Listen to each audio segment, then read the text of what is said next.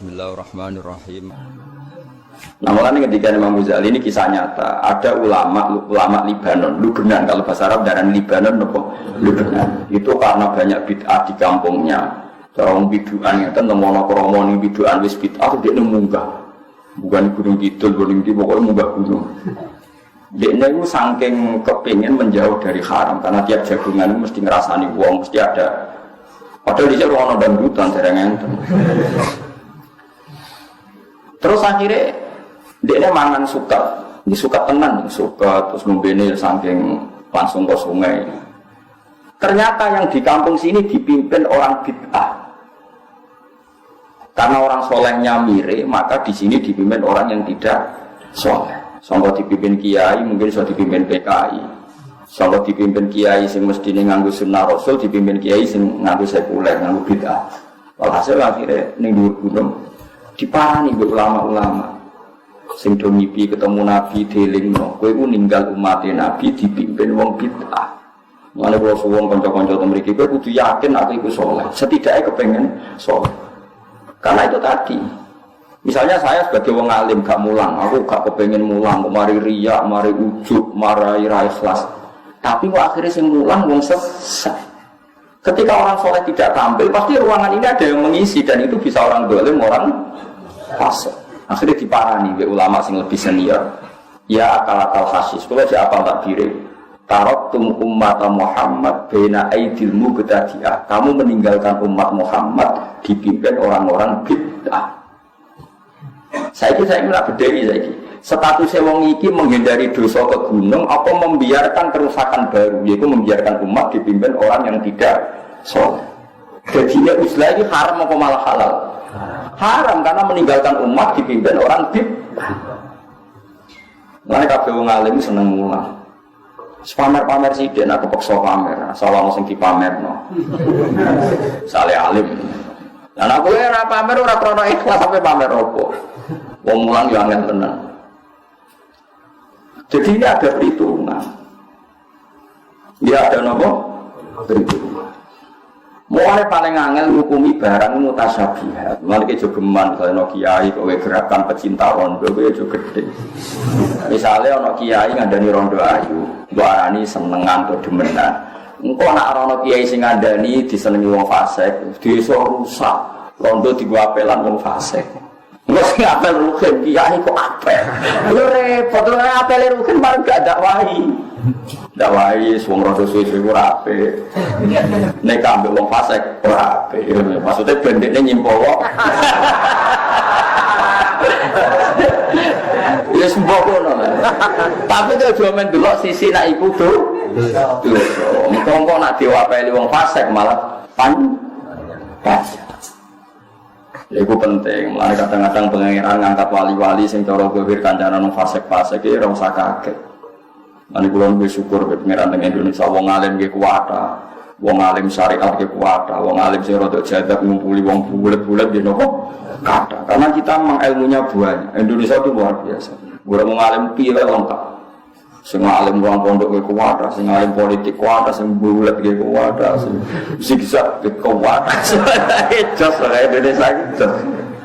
Mun sing kepleset yo gongkor kata supaya.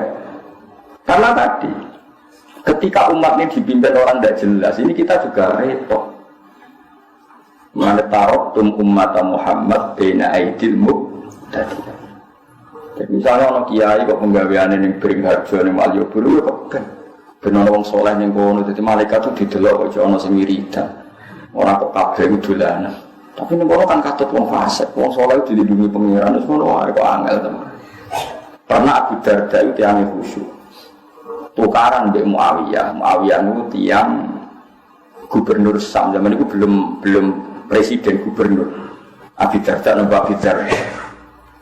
Sanggung mangkeli mbek Muawiyah karena debat menyangkut riba. Debatnya perkara riba.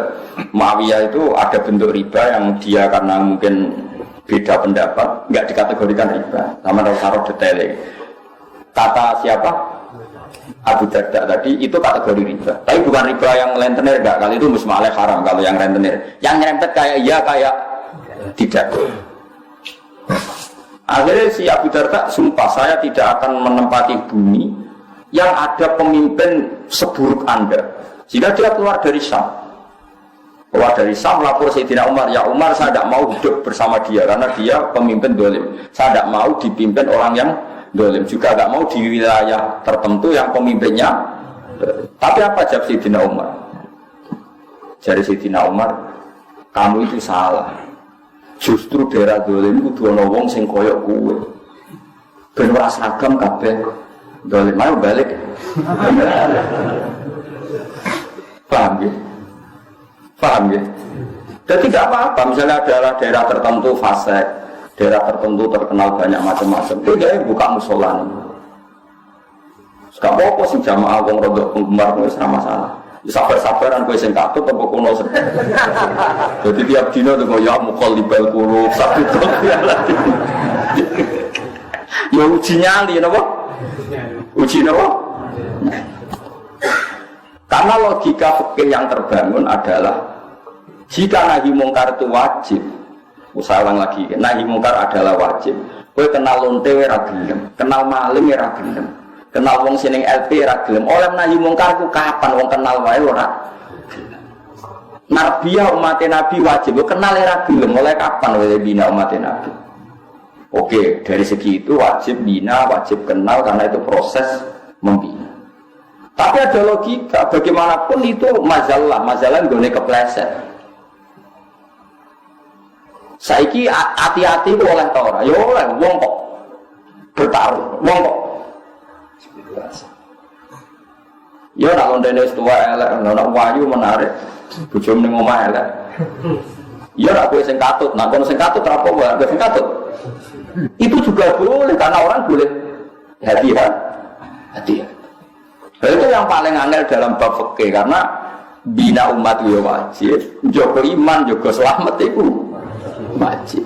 Lah terus pasif itu ya ora pasif, pokoke ngono. Pas-pasan ya ora usah ngono, pokoke ngono. Itu ila yaumil kiamah itu menjadi pertanyaan ila yaumil kiamah. Itu semesti antara kita tetap bina aidil muqtadi'ah, kita kumpul orang banyak yang macam-macam. Karena kalau kita tidak ada di situ malah dunia rusak. Antara ya sedikit menghindar karena kalau kumpul rawan katut. Itu wilayah yaumil kiamah pertimbangan kita sampai seperti itu.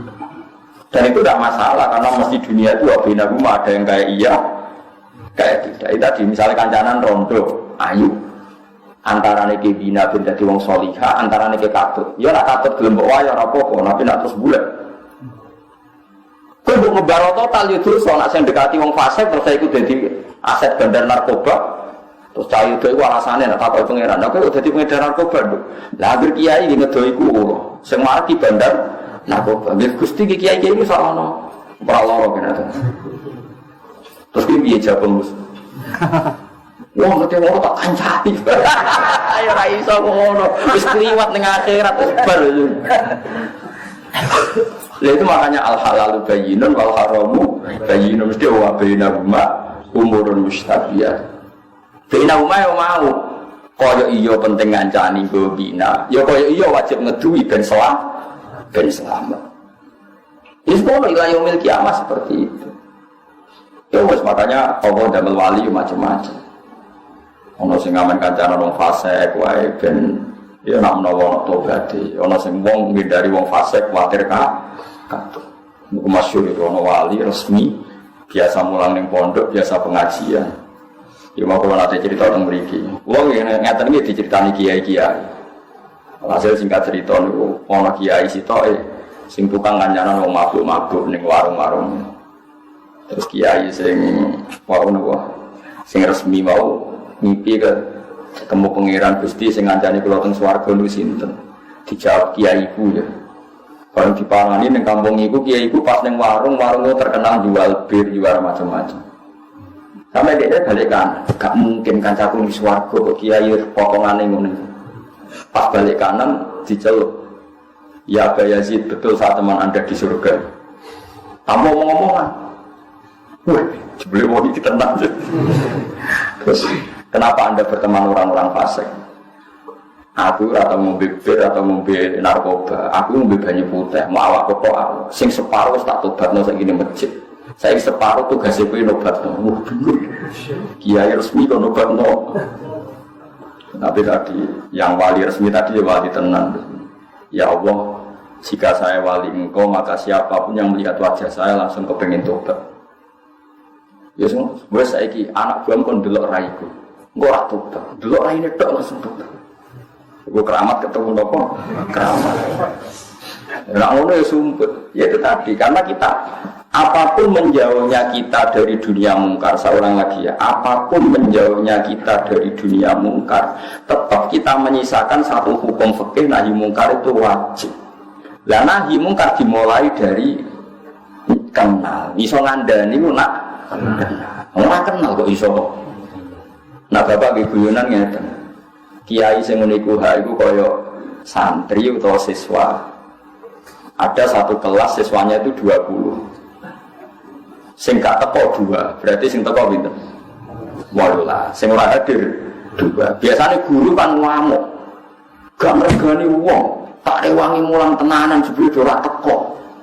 Gak ngregani wong, tak rewangi meninggal pekerjaan jebule ora teko. Kan aneh. Sing 18 ini kan orang hadir malah sing diamuk. Mana jadi bapak, muridnya kudu protes, Pak. Sing melanggar iku mboten enten teng mriki. Nek ngamuk ngentosi tiyang. Sing teng mriki iku sing teko sekolah. Paham ya? Waduh, saiki sing tukang maling, tukang zina ku ning dalan-dalan. Ana kiai muantel fenomena banyak perzinahan. Ngamuk ning ngaji. Zaman akhir akeh wong zina, akeh wong maling. Mbah sing teng mriki. Nak ngandani ki sing terkait. Faham sih kalau masuk bagian. Tapi coba jerok-jerok cerita ilmu juga di fitnah. Seneng fitnah. Pokoknya ilmu rasa jadi fitnah. Pokoknya mau kue juga selamat temu wajib. Kue urawan rasa selamat, maka wajib menjauhi. Tapi nak ono wong yakin selamat marek iki aja suudon. Iki ono potensi proses tarbiyatul ummah, membina ya semua orang. Lah pasti piye ora pasti pokoke ngono. Ya semua ya ora pasti pokoke ngono. Mane kata cerita teng Indonesia itu ngoten niku wali kata Sunan Ampel, ya wali kata Sunan Kalijogo. Semanjane wong bulet-bulet. Sampai akhirnya kudu gawe wayang, gawe gong. Ya kan masyhur itu. Kalijogo saking ngene dakwah teng daerah Pajang, daerah mriki lah, mulai Pajang daerah mriki. Ya seragen nopo tuki mriki. Sampai gawe wayang tenggul, wayang wong. Sunan Giri gak terima, itu haram gawe patung. Wong nak gawe patung sok ben dikon ngekeki nyawa. Sunan Kalijogo rapati tau ngaji, mantan preman dadi wali. Ngaji faslun yo gak pati tau ngaji. Walhasil akhirnya di tengah-tengah ini Sunan Kudus yang luwe alim, luwe senior, ya ngene ae. Wayang itu diperono ae, terus jadi wayang kulit. Perkarane nak wayang tengul itu patung. Tapi nak trepes kulit itu ora kena dikeki nyawa wis banyak kabeh. Wah niku lho nate sowan teng kiai niku kiai alim dikeki hadiah mebel lemari saka Jepara. Niku gambare iku manuk bangun. Mati, bos api tenan ukirane manuk, tapi gulune iku produk. Perkara ini pas teko langsung diketok kowe kiai. Pas gulune tok ya sithik nek diketok. Nah takok ya kok diketok. Mergo ben ra urip. Nah ra diketok kan ra diketok kan asumsine kan kono ngekeki nyawa. Lah nek diketok ngene kan gak iso. Lah kok sithik wis mati jeng. Mergo nek dibuak kabeh ukirane elek. Paham nggih? Nek dibuak kabeh yo dene yo kepen di lemari larang dadi yo. Mau digraji kangge graji besi cilik. Butuhe wis apa? Lah kok sithik, Mbak, wong sithik wis mati. Wah, curang ya. Ya kok wayang kulit itu es banyak tuh urip ta mati. Mati. Nah tengul lah ijek. Wayang wong itu lah ijek fisik. Jadi mulai dhisik ya fikih ya setiap kali. Jadi ya mulane kula niku pinter ngakali fikih dhisik ya sono. Wali sono ya saged ngrekayat sarwa. Ngrekayat sarwa. Fikih. Ya ngoten niku wong. Jadi wong kudu iso ngaji, mulane kula suwun sampeyan kudu ya pinter ngaji, ya hukum niku macam-macam. Sementing barang maksiat tetap maksiat ila yaumil kiamat. Cuma ana wong proses nobatno umat Kanjeng Nabi dengan berbagai metode. Kowe ojo kecangkeman. Masyhur itu ada sahabat yang masih punya adab nyolong. Pamit Nabi ya Rasulullah sama wa Islam tapi jenengan ojo ngelarang kula nyolong. Dari Nabi sementing salat sing sregep. Bareng Nabi wong iku miri ada sahabat yang protes, ya Rasulullah kenapa engkau enggak tegas menyarang dia nyolong, melarang dia nyolong. Dari Nabi dawuhe sayan habul. Engkau anggap sering sholat harus suwe-suwe gak nyolong dia. Ya karena orang itu bertahap, semua kebaikan itu bertahap. Tapi Nabi tidak pernah mengatakan nyolong itu halal. Mau tidak melarang saat itu. Beda loh yang mengatakan halal sama mau tidak melarang saat itu. Jadi beda. Ono wong Islam pamit Nabi buatin zakat, Nabi dia mental. Ya sebenarnya gue Islam. Ketika Nabi diprotes, kenapa engkau tidak menyuruh dia zakat? Nanti kalau Islamnya sudah benar akan zakat sendiri. Jadi yang haram tetap haram ila yaumil kiamat. Cuma orang mendesak gue kecangkeman muramuni. Paham ya? Lagi kadang sekarang tuh terlalu ekstrim, semua redaksi itu terlalu ekstrim. Makanya masyhur itu Rasulullah itu figur yang luar biasa. Ketika ada orang Arabi sholat, dia omong-omongan. Dia omongan dekat kancane. Jadi pas sholat Nabi dia kenalan sama tiang putih. Oh kalau tiang mriki ini santai. Omong-omongan. Oh kabeh sahabat centak bar sholat, sholat omongan rasa ini. Tapi Nabi itu pinter. Setelah sahabat ramai itu ada, ini ya Rasulullah sholat omong-omongan. Si Arabi tadi digandeng oleh Nabi. Nabi oleh ngedikan lucu, santai. Ya Rabbi inna hadhi sholat munajatun. Ya sholat itu pancen ngomong-ngomongan, tapi ngomong itu pengiran aja. Ya ngomongnya apa? Pengiran aja. Because sholat itu munajah ma'allah. Ya ngomong-ngomongan tapi itu pengiran. Nak omongan itu manusia, oh usah. La suhufiyya kalamun adamiyun. Berhubung sholat itu ngomong itu pengiran, orang pantas, orang layak digomongan berbani. Ini jauh yang Arabi tadi. Fawwama wajadtu mu'alliman ahsana min Rasulillah sallallahu alaihi wasallam. Fawwama ghadibani wala naharoni walan taharoni. Demi Allah, beliau tidak menyentak saya, tidak memaki-maki saya. Beliau hanya menghentikan inna hadhi sholat munajatun la yasluhu fiha kalamun adami. Jadi Nabi enak wae ngendikan. Iya cuma jen sholat itu ngomong-ngomongan, tapi ngomongnya pengen. Yo, jadi rasa ngomong kabeh. Wah, rasa jadi ini sholat tempat tenang ya. Mbok mati kok sudah keren, macam Nabi ini ngoten. Orang-orang Arab. Menunggu jenis evolusi. Jadi Nabi ini bijak, kena umatnya serapati apa? Ya mereka kurang ilmu, rata-rata orang bijak itu kurang apa? Kerengnya digisin. Jadi kita ini itu terus belajar, ya, terus nopo. Meskipun hal-hal yang mungkin kita duga dulu itu kontroversi, tapi sekarang itu kelihatan penting. Saya di Matolek Kajen itu pernah disuruh jadi narasumber fikih. Itu saya bilang begini, kamu masih muda harus belajar fikih yang luas. Termasuk kemungkinan sholat jenazah itu boleh jenazahnya di belakang. Meskipun itu aneh dan tidak perlu kamu lakukan karena kamu dianggap aneh. Tapi itu zaman Imam Nawawi yang ngarang Majmu' sudah dibicarakan. Jenazah di depan itu syarat sah atau adat. Mulai dulu lama bilang hanya adat. Hakada wajadna dzalika salafan wa khulafan. Panjen kita nak nyolati jenazah, normalnya jenazah di depan. Tapi itu hanya adat. Enggak bisa kamu katakan satu sifat syarat sah. Fa innal janazata laisat biman ziratil imam. Karena jenazah itu tidak imam, kenapa harus di depan? Ayo nak di mentah kan. Saya ini jenazah kok ngarep lah rasane opo. Ora imam kok didakok. Ngarep. Berhubung ora imam kok buri ora apa-apa, ora imam kok kudu kok. Ngarep. Ya tapi ora usah mbok lakoni. Ora usah. Tapi ini tetap penting. Sekarang kelihatan penting dalam konteks Arab Saudi. Itu ada di Kitab Mahali, sama cari nanti di Kitab Mahali. Kitab Mahali itu di atas Kitab Fathul Wahab. Biasanya kalau dalam pondok itu kan kastanya kan Fathul Qorib, Fathul Mu'in, Fathul Wahab terus Mahali.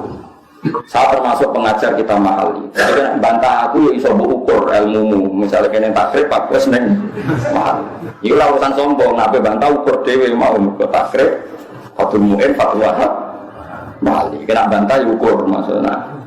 Ukur berliwati mau. Berliwati Fatul Warib, Fatul Mu'in, Fatul Wahab dari kowe golek aku.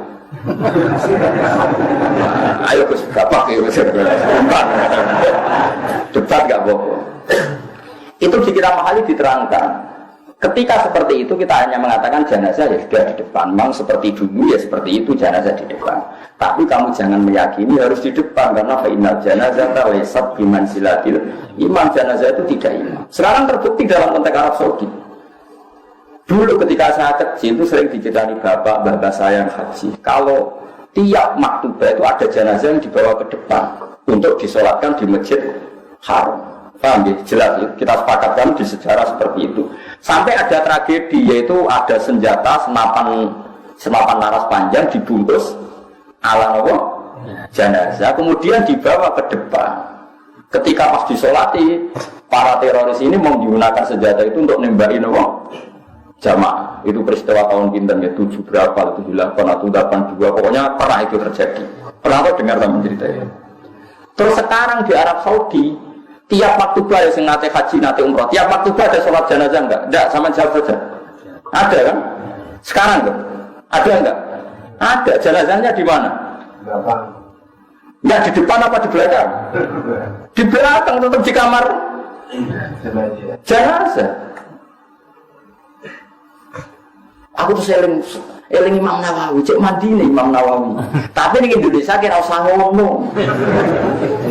Jenazah pe gaya pisan kok ngarepe kok putus pemburu. Oh Indonesia kan enggak mendesak untuk black. Jadi Moskow jadi model aja lakoni dosa gede. Mesti dalam konteks Indonesia ora usah. Tapi secara ilmu kowe ngerti nak jenazah ora imam. Mulane ra kudu kok ngarep. Paham ya? Bukti lagi salat ghaib. Jogja sama Surabaya timur mana? Timur mana? Ketika Pak Hasyim kapundhut di Malang atau di Jakarta, orang Aceh boleh nggak nyolati ghaib? Kan jenazahnya di belakang. Jadi ini pentingnya ilmu. Pokoknya ilmu kamu percaya saja kalau jenazah itu tidak imam. Cuma kalau adatnya di kampung kita depan ya di depan. Ya sudah gitu aja, enggak usah. Terus kalau saking gobloknya, ini syarat sah, kalau nggak begini nggak sah, jahil anda berarti, bodoh. Paham ya? Ini biasa ya. Paham ya? Pemenang terima kepala kok, untuk jari Mustafa Gegeru. Nah, sirah itu tentu tidak, tentu berikan. Utara masalah saya. Nggak sih nih di Mosorowe. Itu, pasti gitu ya maksudnya. Ada? Loh, ada. Mustafa aja gak terima, kata sih. Nah, datang lagi siram tengah orang gitu. Apa separuh-separuh? Lanang itu. Lanang gitu. Gitu. Oh gitu. Nah, sampai lanang. Lor.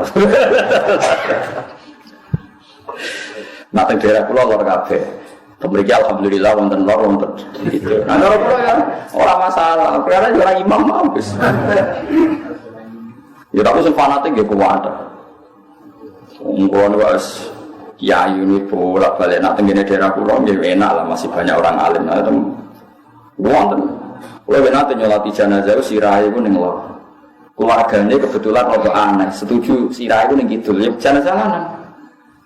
Ambek mudin tengene kula ora trimo. Kene umure dhisik kiai kene luar terus kok aneh-aneh ning kidul. Seri keluargane. Mboten kiai kula kedadak kidul. Lah kalau calon imam kalau jaga guri, padahal si imami mungkin gua harus omongnya, pun tak jangan lakukan gitu. Wong kulo kau jenazah gak guri, roh mana terima lor begitu lah. Lalu sendiri jenis kusbah, pun samina. Mana ada terima sholat lor begitu, semua jenazah gak guri, aku roh kau le. Pak, mana udah? Mana kita bantah aku ngenteni wong takrib, mungkin Fatul Wahab terus Hali. Dari itu boleh ikut loh. Mau gus imbang, mari berdebat, no. Tapi yang ngaji mahali khatam bolak-balik becek latihan ya kamu. Jadi ilmu itu tetap penting meskipun tidak harus kamu lakukan, karena kalau kamu lakukan jadi fitnah, Rasulullah pun tidak senang, karena fitnah itu Rasulullah tidak senang. Sehingga kalau kamu melakukan itu di Indonesia maka hukumnya fasik karena Anda menjadikan fitnah. Tapi kamu harus tetap yakin bahwa jenazah di depan itu tidak syarat sah, karena dia tidak imam. Soal ngakoni tapi rasa kecangkeman itu syarat sah. Buktinya sekarang di Mekah, kabeh jenazah ditakoni kamar mayat, padahal ada sholat jenazah. Karena kalau ditakoni di depan bisa bayang kan ruwete musim haji. Ruwet orang. Indonesia kan gak ruwet. Mau imamnya jadi lakon ya pasiku, mayitnya jadi lakon pasiku, jauh guri kan ya sakit kan. Jadi wong kudu mikir, karena nanti kalau jadi fitnah, haramnya itu bukan karena apa-apa, karena ini jadi nopo. Cuma kamu secara ilmu tetap yakin kalau itu tidak syarat sah. Ya, kamu harus yakin secara ilmu tidak syarat sah. Dia gak imam. Oh berapa ada yang latih jenazah? Kadang yang orang fanatik nak wedok itu para kokong gitu kan? Nak lanang itu para sirah ya dekati apa jadi? Tidak. Apa bunda? Nak fanatik gitu, ono imam. Jenazah itu wedok, lah imamnya itu proses imam kadang dia sepuluh itu serang mikir ngermaju, udah dicekel di bener no. Nah aku betul nanti kan sebarat karap. Lalu nasi imam fanatik tak kok. Anda datang nak kita bukan kau beliau disokat kapan? Niki lanang nopo wedok, jalur bah ngatur posisi kok, dekati nopo. Wah udah nak wedok dekati apa? Bener. Lalu nggak tahu jadi imam loh. Terus sampai jam mati di sholat rukun. Rino tenan yakin ya. Lah sing jalur sepuro ora mesti di sepuro pangeran. Kalau pun gadah jatah imami kada, wonten tiang-tiang sepuh dan wasiat, nak mati senyolati Gus Baru, ngomong ngel-ngel wong dengan wasiat kok elek ngono. Alasannya jadi wong hafal Quran ngalim iso nyafaati, kalau pun untuk ada. Nanti teng pandangan itu wasiat ngoten, ono iki sepuh itu kulo imam gara-gara wasiat. Wasiat elek iki jero wasiat ngel-ngel wong. Tapi kalau teng omah iki kepeksa. Nak parah kena ada buatan. Jadi paham ya, jadi ilmu itu di atas segala-galanya. Karena ini kita butuhkan. Andai kan tidak ada ilmu itu dicetuskan Imam Nawawi, maka dalam konteks Arab Saudi setiap jenazah harus di depan. Kayak apa susahnya? Musim haji jenazah dipaksakan ke depan. Padahal yang mati banyak, misalnya kasus Mina, kasus nopo terowongan, kasus nopo krim. Coba tanyakan yang haji saat itu ada nggak jenazah dekat Sudes? Ada enggak sama jawab saja? Enggak ada, di belakang tetap di kamar mayat. Itu saya sering ditanya sama anak-anak. Lalu caranya sah gimana? Saya tadi kita butuh yang punya Imam Nawawi. Memang dari awal jenazah itu tidak imam. Meskipun kita tidak akan melakukan itu di Indonesia, jelas benar mari fitnah. Tapi apapun kita sering melakukan itu di Indonesia, jangan yakin itu syarat sah. Makanya ilmu itu harus di atas segala-galanya. Ini ilmu nomor siji fa'lam annahu la ilaha illallah. Ketika Allah mensifati zatnya termasuk yang dikenalkan apa? Iqra wa rabbukal akram. Alladzi 'allama. Allah itu zat sing mulang. Jadi mulang sifatnya Allah. Lalu ulama itu senang mulang. Allah mensifati zatnya itu alladzi 'allama, zat yang mulang. Artinya apa yang diperkenalkan adalah ilmu. Nah sekarang banyak kiai itu lebih senang ibadah timbang ilmu. Itu ya jadi rodok musibah saja ini. Tapi timbang ini rapati iso ilmu ya ke ibadah. Mufakna boleh engkar malah tidak karu-karuan. Tapi sebetulnya ilmu dengan ibadah itu harusnya dulu ilmu. Karena ilmu ini penting. Yang mengawal ibadah itu ilmu. Karena itu sudah kaidah. Karena setiap amal diberi ilmu, amaluhu marjudatun la tuqbal. Amalnya juga diterima. Ya tapi saya berharap Allah Rahman harus bungkuk tetap ditompo sekeliru-keliru lah. Tapi tadi kamu harus punya kematangan ilmu yang mantap. Piye-piye nak jenazah itu ora imam, ngeling jenazah itu. Sehingga kita mudah menganalisis kenapa jenazah di Surabaya orang Jogja boleh sholat, jenazah di Jakarta orang Aceh boleh sholat. Padahal jenazah di karena memang awalnya jenazah tidak imam. Mau selesai kan, artinya barokahnya ilmu tadi kita bisa mengurai sekian muskilat, sekian kejanggalan, paham ya? Meskipun itu tidak kita lakukan, paham ya? Ya sama seperti tadi iddah, yang butuh iddah itu nikah sohi, kalau tidak nikah sohi tidak ada apa iddah, karena sebenarnya iddah itu uang diceraikan suaminya atau ditinggal mati suaminya, maka iddahnya. Nah, padahal kata-kata itu tidak ada dalam konteks berzina. Nah, ya tadi beda kan orang yang diceraikan suaminya atau ditinggal mati suaminya, maka untuk menikah lagi harus iddah. Nah, sekarang orang yang hasil hubungan gelap, terus tarifnya ini, definisi ini. Mau definisi ini, iddah adalah orang yang diceraikan suaminya atau diceraikan pacarnya atau diceraikan selingkuhannya. Goblok orang. Paham belum? Nah, iya definisi iddah itu kan mesti melibatkan suami sah, baik karena dicerai maupun ditinggal. Paham ya? Tapi ini rasa fanatik kulo gitu, boten kulo ya iso salah. Cuma kemungkinan aku salah gitu, aku akeh kuwe. Mulane sementara ya samut ngono ae. Sampai ada bukti Anda lebih baik, lagi mencabut dukungan, lagi mencabut apa? Dukungan. Jadi lengi-lengi, pokoknya kalau suwun ilmu itu di atas segala-galanya. Mulanya sama juga kaget, nak Quran sekarang istilahkan kita ada Bani Adam, tapi apa? Zurriyataman hamalna ma'anu innahu kana abdan syakura. Terus tengene surat Yasin apa? Wa ayatul lahum anna hamalna zurriyatahum fil fulkil masbun. Jadi kita-kita ini adalah generasi Nabi sinten Nuh. Sehingga kita dikhitabi Allah zurriyataman hamalna ma'anu, bahwa kita ini zuriyah wong sing ditampung ning praune Nabi sinten